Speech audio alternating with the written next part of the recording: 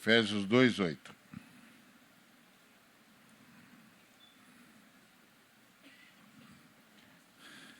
Porque pela graça sois salvos, mediante a fé.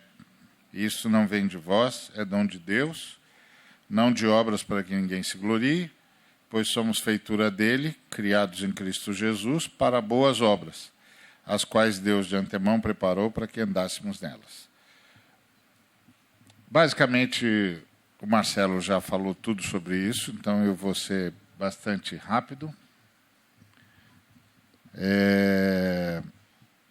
E vamos conversar, então, sobre esse texto que é muito conhecido, que é o texto, na verdade, é o texto áureo da Reforma Protestante, entre outros, né? Esse e o justo viverá pela fé são os textos áureos da Reforma Protestante. E essa é a palavra do Paulo aos irmãos em Éfeso, explicando para eles porque eles estavam salvos.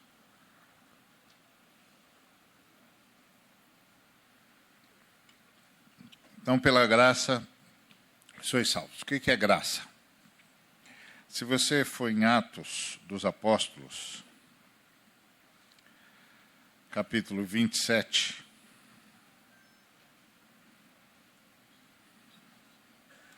versículo 23, você vai ver o Paulo dizendo o seguinte: porque esta mesma noite, um anjo de Deus, de quem eu sou e a quem sirvo, esteve comigo, dizendo: Paulo, não temas, é preciso que compareças perante César, e eis que Deus, por sua graça, te deu todos quantos navegam contigo. Paulo estava preso, ia para Roma, ele apelou para César, era um direito de cidadão romano. Ele percebeu que ia haver um naufrágio. Ele avisou o centurião foi procurar os marinheiros disseram que estava tudo bem e embarcaram. Eles embarcaram, veio um tufão e eles ficaram 14 dias sem saber a diferença entre o dia e a noite. No 14º dia, o anjo do Senhor apareceu para o Paulo. Paulo estava orando, como todos os demais, eles apelando para as suas crenças e Paulo falando com Deus Altíssimo. Então, eles estavam todos orando, Paulo idem, todos clamando, Paulo idem, e no 14º dia o anjo do Senhor apareceu para o Paulo. E o Paulo estava orando pelas pessoas. Paulo não estava orando por si. É uma grande lição essa, porque o Paulo havia avisado todo mundo de que eles iriam morrer. Havia avisado o centurião que eles iriam morrer. Mas o centurião não acreditou. Foi falar com os marinheiros, e os marinheiros disseram que estava tudo bem, mas não estava. E aí o Paulo foi orar, e ele, ao invés de orar por si, poderia ter dito: Senhor, avisei-os, eles não me ouviram, estou clamando pela tua salvação, não me deixe morrer com esses incircuncisos. Mas ele não fez isso, não, ele orou pelas pessoas.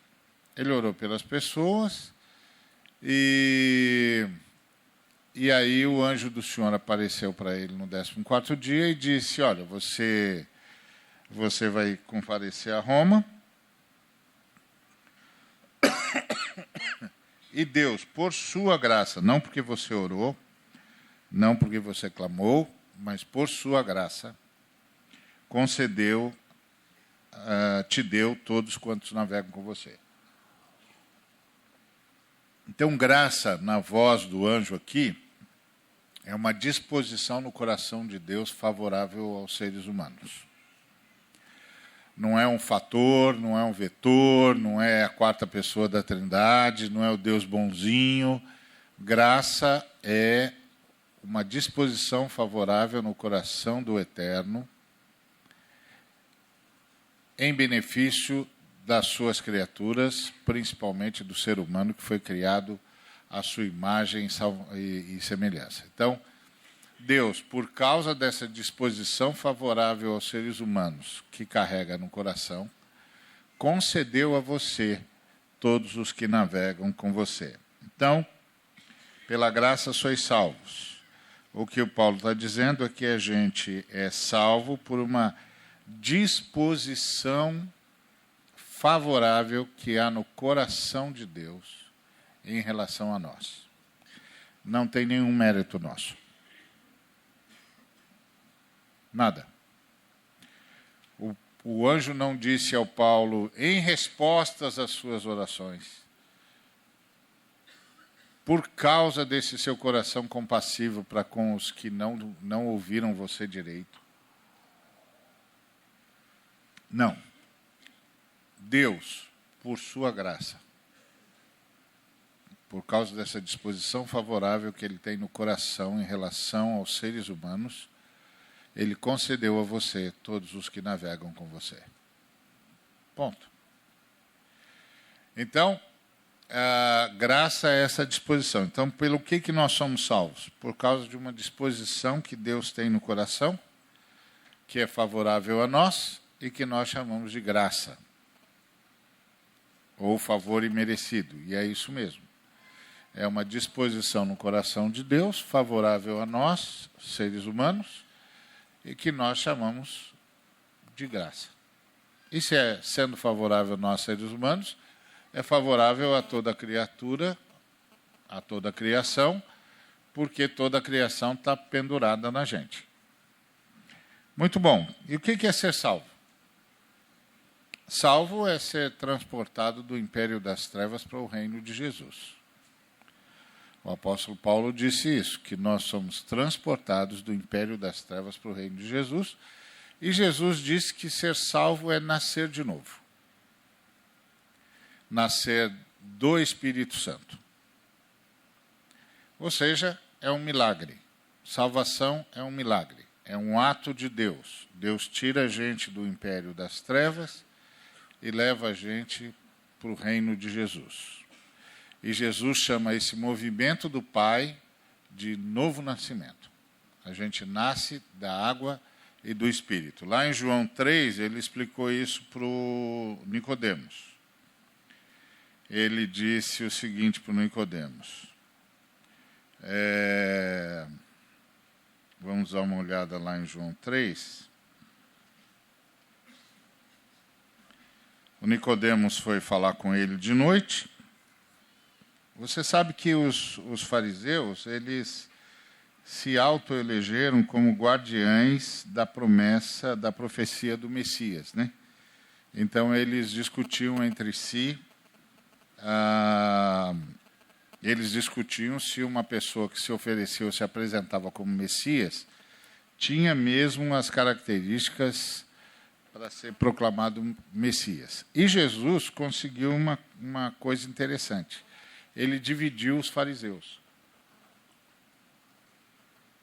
Tinha um grupo de fariseus que achava que ele não era o Messias, e esse grupo de fariseus se aliou aos saduceus e entregou Jesus para os romanos. Mas tinha um grupo de fariseus liderados por Nicodemos, José de Arimateia e outros, que acreditaram que Jesus era o Messias, que concluíram a ele mesmo. E por isso que o Nicodemos vai falar com Jesus de noite. Ele lidera esse grupo que entende que Jesus é realmente o Messias. E tanto é que Jesus deixa claro isso para ele. Ele começa a falar com Jesus, que eles sabem que ele é mestre, que ele veio da parte de Deus, porque ninguém pode fazer estes sinais que tu fazes se Deus não estiver com ele. Então ele começa a dizer, a gente reconhece que o Senhor faz esses sinais, indicam que o Senhor veio de Deus. Aí quando ele está no meio dessa conversa, Jesus diz para ele, você está olhando para o sinal errado. Esse aqui ainda não é o sinal. O sinal certo é o sinal de Moisés. Assim como Moisés levantou a serpente no deserto, assim o Filho do Homem será levantado. E quando o Filho do Homem for levantado, todos serão atraídos a ele. Então, você está certo, eu sou eu mesmo, mas você está olhando para o sinal errado. O sinal não são as coisas que eu faço, é a entrega que eu farei. Quando você me vir na cruz, você saberá, sou eu mesmo. Mas antes de dizer isso, ele disse para o Nicodemos, vou corrigir um outro equívoco seu, sobre o reino de Deus. Se alguém não nascer de novo, não pode ver o reino de Deus. Então, você está aqui para me perguntar se eu sou o Messias e se eu vou trazer o reino para Israel. Porque essa era a promessa do Messias, que o Messias ia trazer o reino para Israel, e Israel ia ocupar o lugar de Roma. E aí o Senhor disse, não, deixa eu corrigir logo um equívoco seu. O reino de Deus só se entra nascendo de novo. O Nicodemos disse, mas como que um homem pode nascer de novo, sendo velho e tal? Aí Jesus disse, olha, quem não nascer da água e do Espírito não pode entrar no reino dos céus, ou no reino de Deus. O que é nascido da carne é carne, o que é nascido do Espírito é Espírito, e o reino de Deus é para quem é nascido do Espírito. Então, Jesus deu uma informação para o Nicodemos que é a seguinte, o reino de Deus você só vê do lado de dentro. Só vê o reino de Deus quem nasce nele. É um milagre.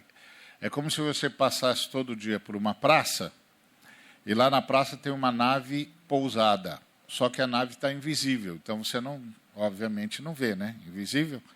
Aí você passa todo dia lá. Um dia, quando você está passando, uma fração de segundos, a porta da nave se abre e você é sugado para dentro.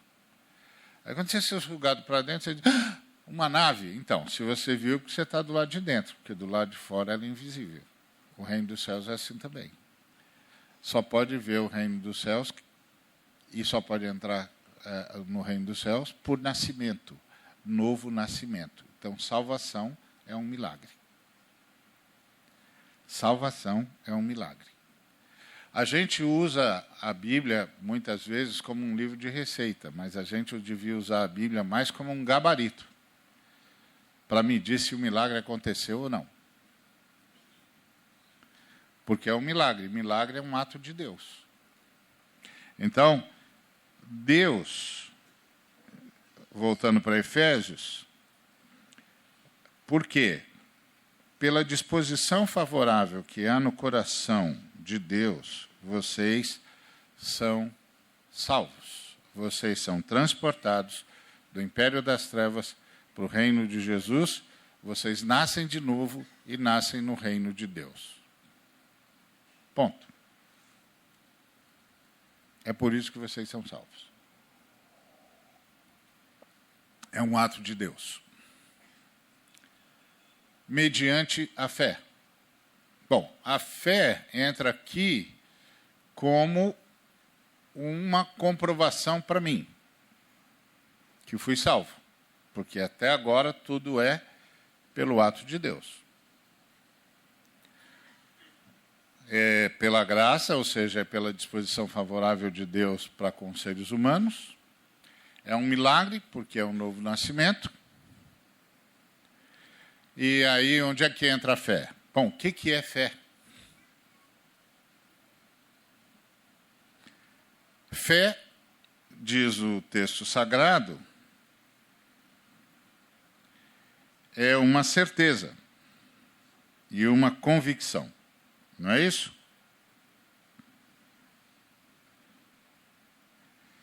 Ora, a fé é a certeza de coisas que se esperam e a convicção de fatos que se não veem. Que é muito interessante. Como é que você pode ter certeza de coisas que se esperam se você ainda espera?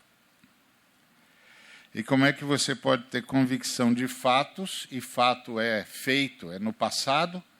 Como é que você pode ter convicção de fatos, de coisas que já aconteceram, mas que não são vistas? Então, isso lhe é comunicado. Isso lhe é comunicado. Lhe é comunicado por Deus. Então, a convicção de coisas que se esperam. O que é que se espera? Redenção. É tudo o que a gente espera. Depois da queda, a vida não é mais um fim em si mesmo. Depois da queda, a vida é um meio. O meio pelo qual somos alcançados por Deus. Se você viver 120 anos e não for alcançado por Deus, não for alcançado por Jesus, a pessoa viveu em vão 120 anos. Teve 120 anos na vida, nessa vida, e não foi encontrada por Jesus ou não encontrou Jesus. E não vai ter outra chance.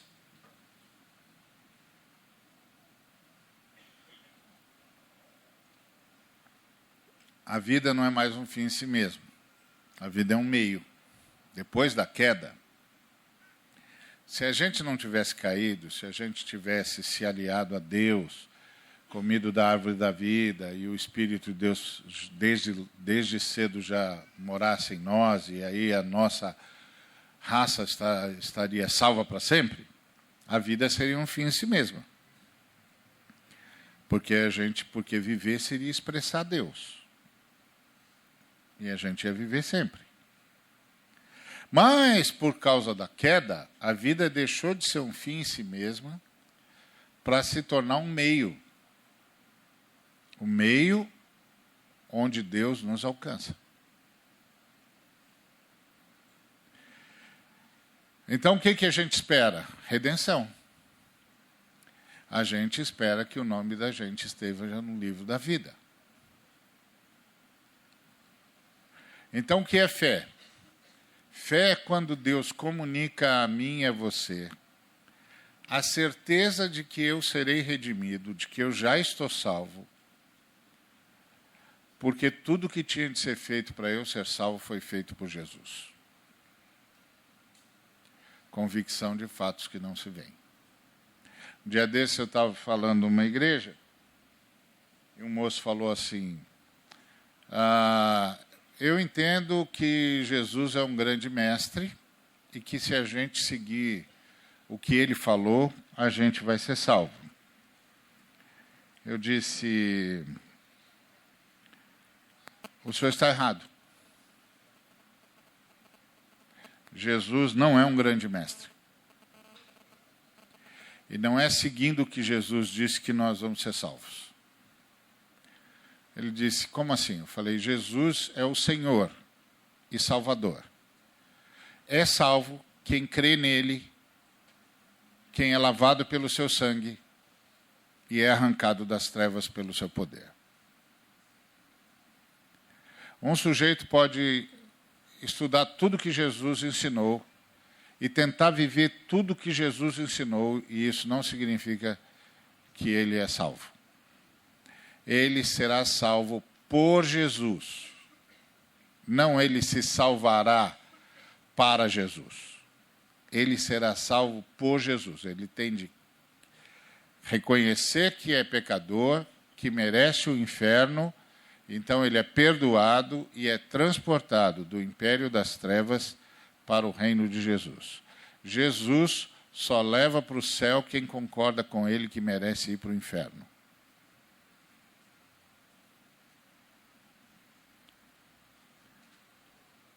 Tá certo, moço? Ele falou, não estou entendendo.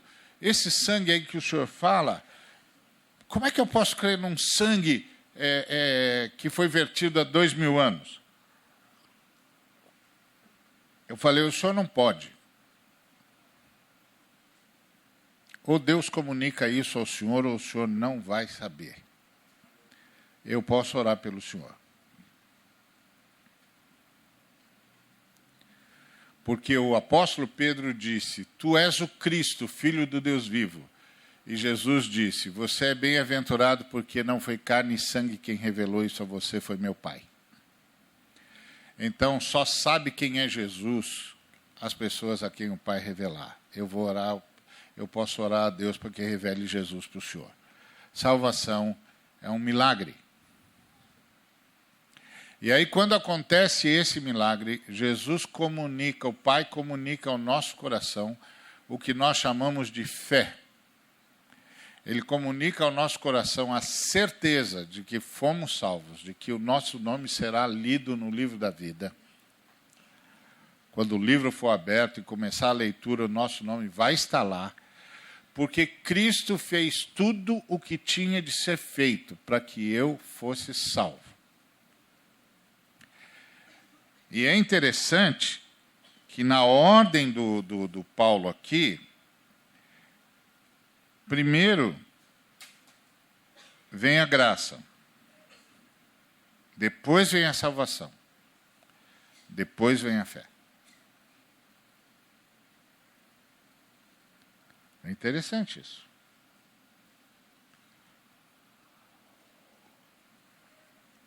O Paulo ensina aqui para a gente que tudo é um ato de Deus, porque pelo favor que Deus, pela disposição que Deus tem no coração dele para com os homens, vocês, Efésios, estão salvos.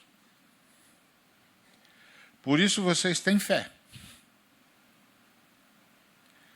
Por isso vocês têm essa certeza da salvação, pela convicção do sucesso da obra de Cristo. E aí ele arremata. Isto não vem de vós. E isto não vem de vós. É presente de Deus.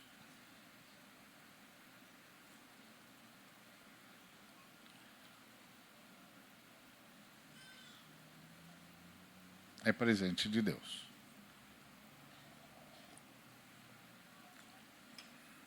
Não de obras, para que ninguém se glorie. Você não precisa pensar que eu estou aqui ensinando o calvinismo, não. Esse texto está escrito antes do Calvino e antes do Armínio. A diferença entre o Calvino e o Armínio não é esse texto, é como é que eles explicam o texto. Mas todos eles concordam que é isso aí mesmo que está escrito aqui. Cada um deles vai explicar de um jeito, não importa. O que está escrito aqui é que é presente de Deus. E o que está escrito aqui não é por obras humanas. É presente de Deus. Para quê? Para que ninguém se glorie. Ninguém diga, eu me salvei. Porque todos os salvos botam o eu depois e não antes. Deus me salvou em Cristo Jesus. Não tem nada a ver com as minhas obras. Eu não posso me gloriar de coisa nenhuma. Eu não posso... Não, mas eu... O eu está no lugar errado aí, moço. O eu está no lugar errado aí.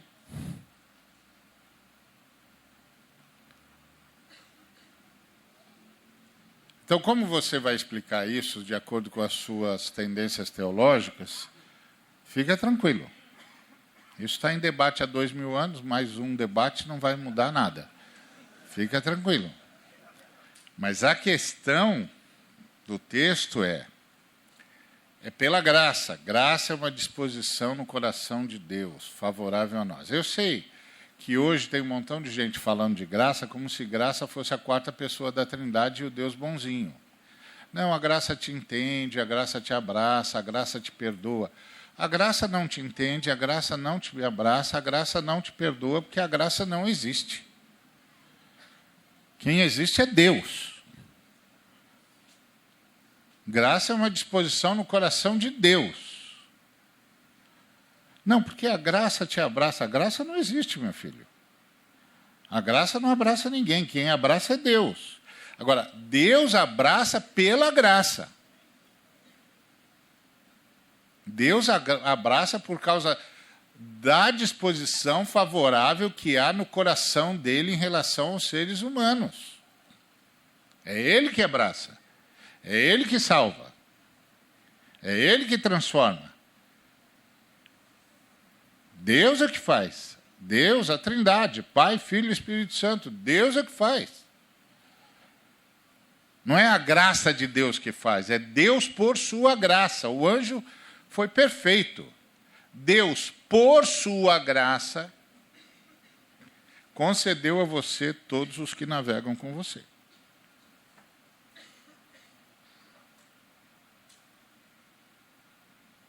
Deus, por sua graça, salvou vocês, disse o apóstolo Paulo aos Efésios.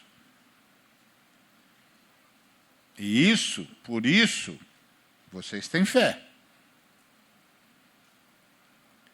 E isso não vem de vocês. É presente de Deus. Não é resultado das obras de vocês para que ninguém se glorie.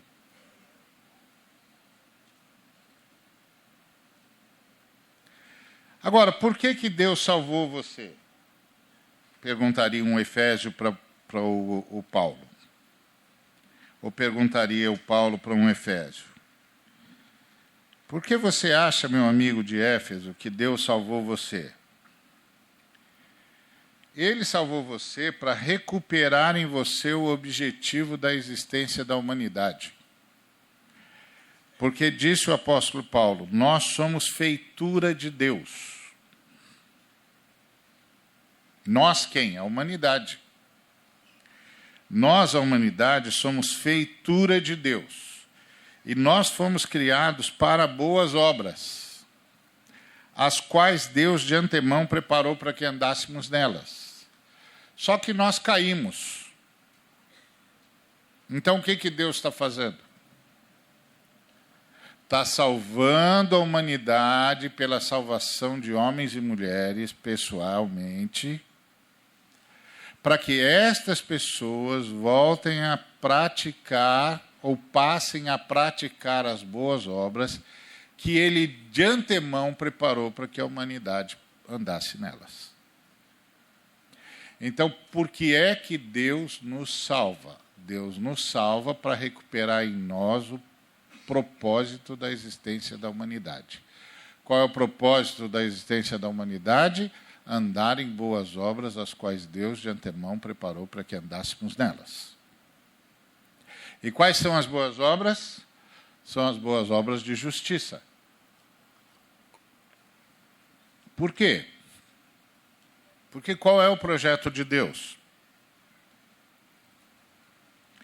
1 de Pedro,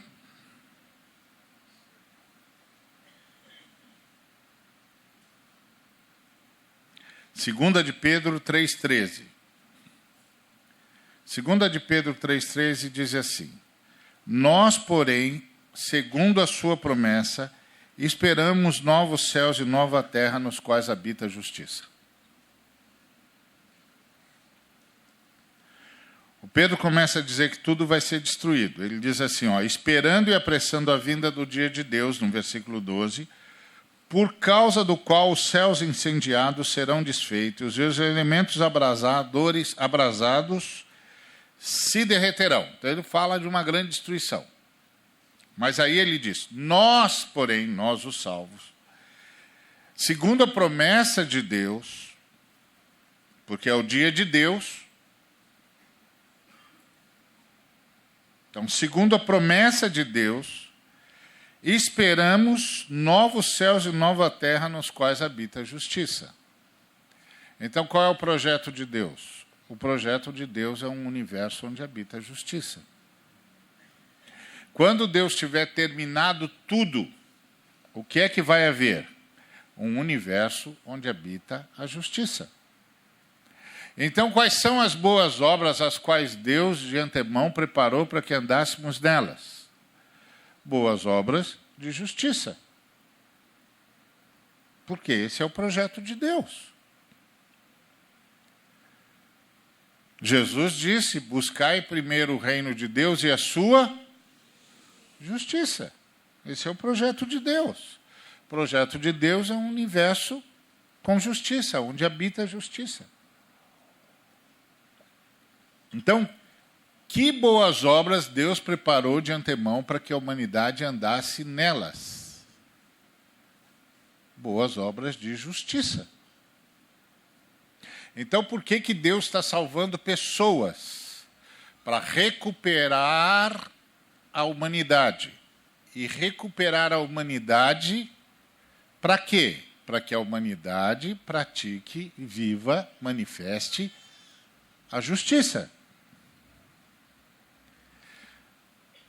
Ele está recuperando a humanidade pela salvação da igreja. A igreja é a recuperação da humanidade, porque recuperar a humanidade não significa salvar todos os membros da humanidade, mas significa salvar uma parcela da humanidade que vai manter a humanidade existindo para sempre.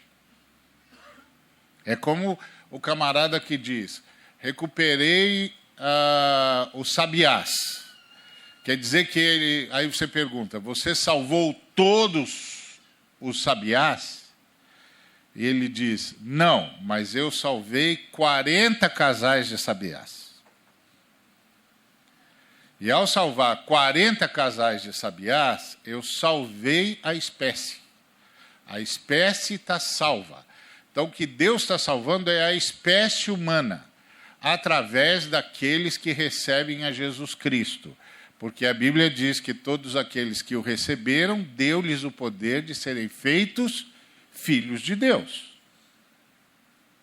Então Deus está salvando a humanidade através da salvação de todos aqueles que recebem a Cristo. E Deus está salvando a humanidade para quê? Para o seu projeto desde sempre. E qual é o seu projeto desde sempre? Um universo onde habita a justiça. Nós esperamos, segundo a sua promessa, novos céus e nova terra, onde habita a justiça. Então, quais são as boas obras que Deus de antemão preparou para que andássemos nelas? As obras de justiça. E isso, se isso ficar claro, a gente sabe por que é que está sendo salvo e para que é que está sendo salvo. Está sendo salvo para andar em justiça. Salvação é um milagre. Pela disposição favorável de Deus, sois salvos. E isso lhes é comunicado por meio da fé. Isso lhes é comunicado por meio da fé.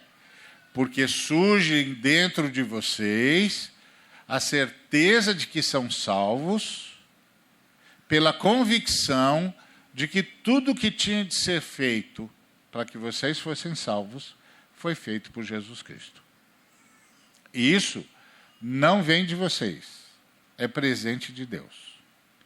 Não é resultado de nenhuma coisa que vocês façam, nenhuma boa obra, para que vocês não se gloriem. Por que Deus fez isso? Porque nós somos, a humanidade é um poema de Deus. A palavra feitura ali é poema. A humanidade é um poema de Deus. Criado em Cristo Jesus. Por que criado em Cristo Jesus?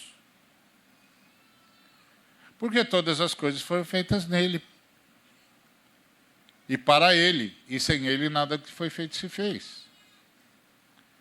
Eu me lembro de uma senhora esotérica que chegou para mim e disse assim: pastor, tudo que existe, existe em Deus? Eu disse: sim, senhora. E li para ela, citei para ela Atos 17, 28. É em Deus que nós vivemos, nos movemos e existimos. Sim, senhora, tudo existe em Deus. Ela disse: pastor, nós somos pecadores? Li para ela Romanos 3, 23. Sim, senhora, todos pecaram e carecem da glória de Deus. Pastor, Deus é santo? Sim, senhora. 1 de Pedro 1,16. Sede santos, que eu sou santo. Ela disse, pastor, me explica para mim como é que um Deus santo carrega pecadores. A santidade de Deus não devia aniquilar a gente? Não devia fazer a gente deixar de existir? Eu disse, sim, senhora. Aí ela ficou olhando para mim e eu disse, minha senhora, qual é o maior problema de alguém que passou por transplante? Ela disse, rejeição. Falei, exato. O corpo rejeita o órgão, estranho, entra em colapso e morre. É isso, isso. E como é que isso faz para isso não acontecer? Ela disse, tem remédio. Falei, então, minha senhora, a Bíblia diz que o sangue de Jesus Cristo é conhecido e efetivo desde antes da fundação do mundo. Está lá em 1 de Pedro, capítulo 1, versículos 18 a 20, que não foi nem por prata ou ouro, ou coisa perecível, qualquer que fomos resgatados do vão procedimento que nos legaram nossos pais, mas pelo sangue de Cordeiro sem mácula, o sangue de Cristo, conhecido e com efeito, ou seja, conhecido e efetivo, desde antes da fundação do mundo. Então, minha senhora, Deus não nos carrega na sua santidade, Deus nos carrega no santo sacrifício do seu Filho. Entre nós, pecadores, e o Deus Santo, tem o sangue de Jesus. O sangue de Jesus é um remédio. Como Deus é onisciente, minha senhora, a primeira coisa que ele soube era da doença, e ele logo providenciou o remédio. Então, a primeira coisa que Deus fez foi o remédio. Antes da Trindade dizer, haja luz, e para que valesse a pena dizer, haja luz, a Trindade disse, haja cruz. Por isso todas as coisas foram feitas em Cristo, para Cristo. E sem Cristo, nada do que foi feito se fez. Então, somos feitura dele em Cristo. Tudo foi feito em cima do sangue de Cristo. A estrela que você vê, quando olha para o céu, foi criada em cima do sangue de Cristo. O Sol, que é o centro do sistema solar, foi criado em cima do sangue de Cristo. Tudo foi criado a partir do sacrifício de Cristo, porque senão, quando a raça humana pecasse, tudo perdia a razão para existir, porque todas as coisas existem para sustentar o projeto de Deus de ter a sua imagem e semelhança. Uma vez que a imagem e semelhança de Deus rompesse com Deus, tudo perdia a razão para existir. Então, a razão para tudo existir é o sangue de Cristo, minha senhora. Inclusive, a senhora só está aqui por causa do sangue de Cristo. Então, essa é a ideia. Pela graça, por causa da disposição no coração de Deus para com os homens, vocês foram transportados do império das trevas para o reino de Jesus, e vocês nasceram de novo e se tornaram a habitação do Espírito Santo. Vocês sabem isso porque lhes foi comunicado fé. Vocês agora têm certeza da redenção porque vocês têm convicção de que tudo que tinha de ser feito para vocês serem salvos foi feito por Cristo Jesus. Isso não vem de vocês, é presente de Deus. Não depende e não é fruto de nenhuma obra de vocês. Agora, por que Deus fez isso com vocês?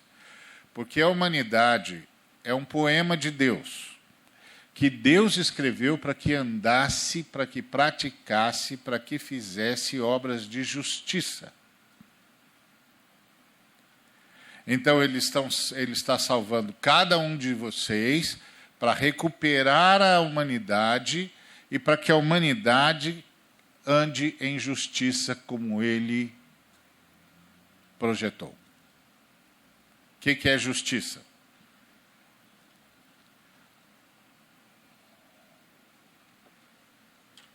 Justiça é um estado de coisas onde todos igualmente, desfrutam de tudo que Deus é e de tudo que Deus doa. Justiça é um estado de coisas onde todos, igualmente, desfrutam de tudo que Deus é e de tudo que Deus doa. Por isso, nós que somos salvos, praticamos atos que promovam justiça, que promovam igualdade entre os homens, que promovam situações em que os seres humanos desfrutem de tudo que Deus é e provê para a humanidade. Por isso, nós não conseguimos tolerar a injustiça. Por isso, a divisa da visão mundial é: como súditos do reino de Deus e seguidores de Jesus Cristo, lutamos por um mundo que não tolere a pobreza. Lutamos por um mundo que não tolere a desigualdade entre os homens, porque justiça é um estado de coisas onde todos os seres humanos, igualmente,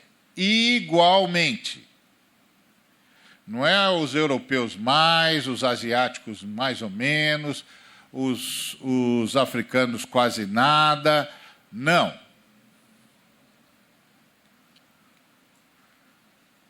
É um estado de coisas onde todos os seres humanos, igualmente, desfrutam de tudo que Deus é e de tudo que Deus doa. Isso é justiça. Então, a igreja busca, em primeiro lugar, o governo de Deus e a sua justiça. Por isso, tudo que nós fazemos é para que haja manifestação da justiça. Então, todos os homens igualmente desfrutem de tudo o que Deus é e de tudo o que Deus doa. De tudo o que Deus é, porque um ser humano sem um encontro espiritual ainda é um ser humano vazio, morto. E tudo que Deus doa, porque o Senhor deu a terra para sustento de todos os seres humanos, e a terra tem de sustentar todos os seres humanos e tem de haver justiça. Então, nós anunciamos o Evangelho, anunciamos a pessoa de Jesus, para que todos possam ter chance de desfrutar tudo que Deus é, e promovemos atos de justiça, para que todos possam desfrutar de tudo que Deus doa. Missão da igreja é uma missão integral, baseado no projeto de Deus. Não é uma ideologia, é a fé que nos foi comunicada pelo Espírito Santo. Amém? Que Deus nos abençoe.